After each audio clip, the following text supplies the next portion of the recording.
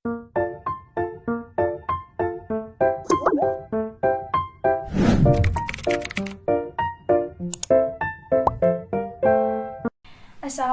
warahmatullahi wabarakatuh.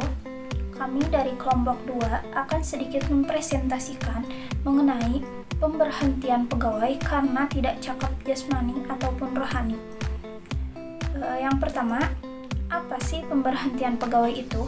Pemberhentian pegawai merupakan suatu pemberhentian yang menyebabkan yang bersangkutan kehilangan statusnya sebagai pegawai negeri sipil.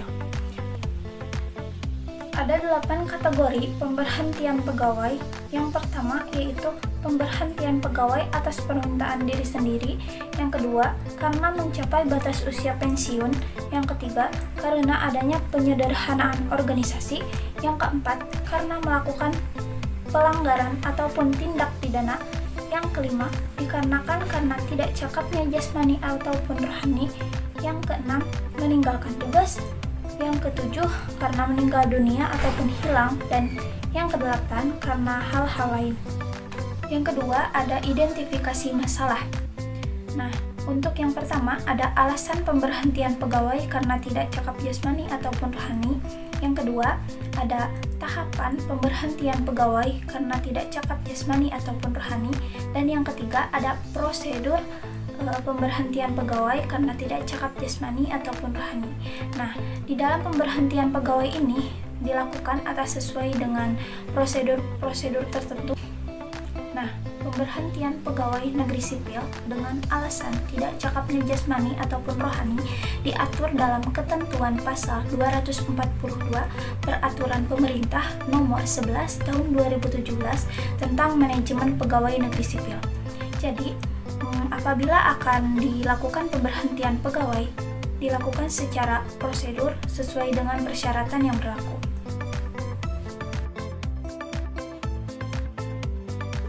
Pemberhentian pegawai dengan alasan tidak cakap jasmani atau rohani ini merupakan pemberhentian dengan hormat terhadap pegawai negeri sipil yang bersangkutan dengan ketentuan 1. Tidak dapat bekerja lagi dalam semua jabatan karena alasan kesehatan.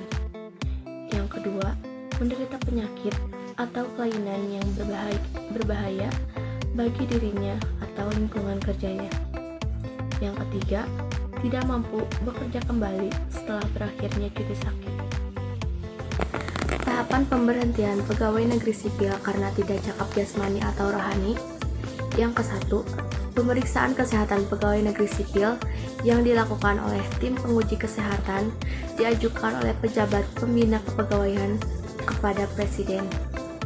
Kedua, keahlian utama dilakukan oleh pejabat yang berwenang dengan mengajukan usulan kepada pejabat pembina kepegawaian. Yang ketiga, keputusan pemberhentian ini ditetapkan paling lambat 14 hari setelah diterimanya hasil pemeriksaan kesehatan pegawai negeri sipil oleh tim penguji kesehatan. Apa aja sih persyaratan yang harus dilengkapi oleh pegawai negeri sipil yang tidak cakap jasmani atau rohani? Yang pertama, data perorangan calon penerima pensiun. Data perorangan calon penerima pensiun merupakan data diri pensiun yang akan mencalonkan sebagai calon penerima pensiun. Yang kedua, surat permintaan pembayaran pensiun bersama. Untuk persyaratan administrasi yang selanjutnya yaitu surat keputusan calon pegawai negeri sipil.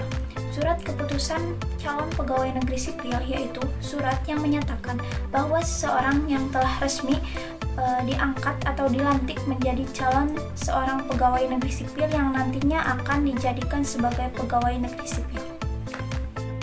Nah, yang keempat adalah surat keputusan pegawai negeri sipil. Surat keputusan pegawai negeri sipil ini merupakan surat keputusan yang menyatakan bahwa dia itu seorang pegawai negeri sipil. Untuk nomor 5 yaitu surat keputusan pangkat terakhir. Surat keputusan ialah suatu ketetapan tertulis yang dibuat oleh badan atau pejabat dengan basis aturan perundang-undangan yang berlaku. Ini contoh surat keputusan pangkat terakhir. Untuk nomor 6 yaitu surat keputusan kenaikan gaji berkala terakhir. Kenaikan gaji berkala ialah kenaikan gaji yang diberikan kepada PNS apabila yang bersangkutan telah memiliki syarat-syarat yang telah mencapai masa kerja. Ini contoh surat keputusan kenaikan gaji berkala terakhir. Untuk nomor 7 yaitu kartu pegawai. Kartu pegawai adalah kartu identitas yang diberikan kepada PNS, baik itu pegawai pusat atau pegawai daerah. Yang ke-8 yaitu surat keputusan jabatan terakhir. Berikut contoh surat keputusan jabatan terakhir. Kartu keluarga atau KSK adalah kartu identitas keluarga yang memuat data tentang susunan, hubungan, dan jumlah anggota keluarga. Kartu keluarga wajib dimiliki oleh setiap keluarga.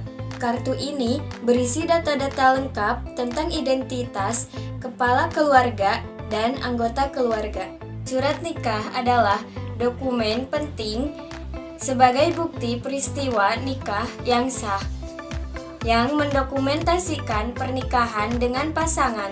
Akta kelahiran adalah bukti sah mengenai status dan peristiwa kelahiran seseorang yang dikeluarkan Dinas Kependudukan dan Catatan Sipil. Akta kelahiran anak adalah suatu dokumen identitas autentik yang wajib dimiliki setiap warga negara Indonesia. Dokumen ini sebagai bukti sah terkait status dan peristiwa kelahiran seseorang dan termasuk hak setiap anak Indonesia.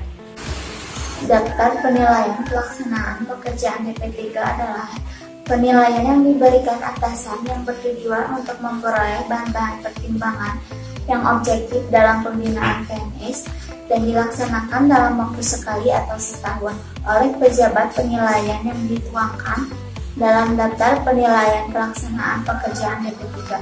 Pengertian keterangan dari dokter tim penguji kesehatan yang menyatakan tidak dapat bekerja lagi dalam semua jabatan negeri. PNS dapat diberhentikan dengan hormat atau tidak hormat karena melanggar sumpah atau janji pegawai negeri sipil, janji PNS, dan sumpah janji jabatan. Kartu istri atau kartu suami yang disingkat dari karsu atau karis yang bertujuan untuk memberikan jaminan bahwa pemegang istri atau suami sah dari PNS yang bersangkutan. Ukuran pas foto hitam terbaru 5 lembar buat golongan 1 atau A sampai 3D, 7 lembar buat golongan 4 atau C sampai 4B, 10 lembar buat golongan 4 atau C ke atas.